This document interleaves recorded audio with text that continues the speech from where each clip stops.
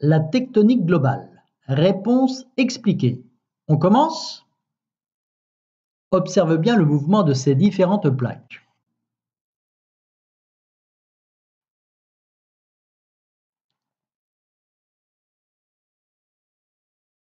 Cette zone représente une dorsale. Cette zone représente une subduction. Cette zone représente une nouvelle dorsale. Cette zone représente une collision. Observe de nouveau le mouvement de ces différentes plaques.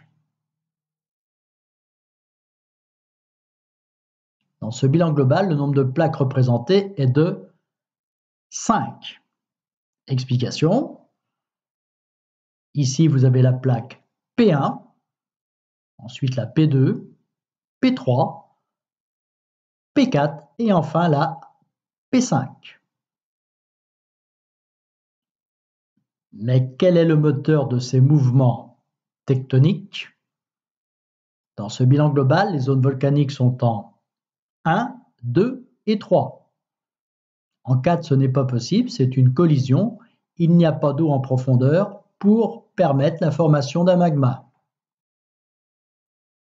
Dans ce bilan global, les zones de rapprochement de plaques sont localisées en 2 et 4, c'est-à-dire en subduction et en collision. Dans ce bilan global, les zones d'écartement de plaques sont localisées en 1 et en 3, c'est-à-dire au niveau des dorsales.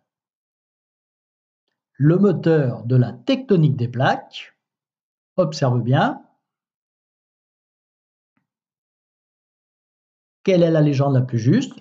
Les masses étant gigantesques, d'énormes quantités d'énergie sont nécessaires pour déplacer les plaques. Cette énergie provient de la chaleur dégagée par des éléments radioactifs situés dans les profondeurs terrestres. La bonne réponse est C. 1. Chaleur dégagée par les éléments radioactifs. 2. Éléments radioactifs.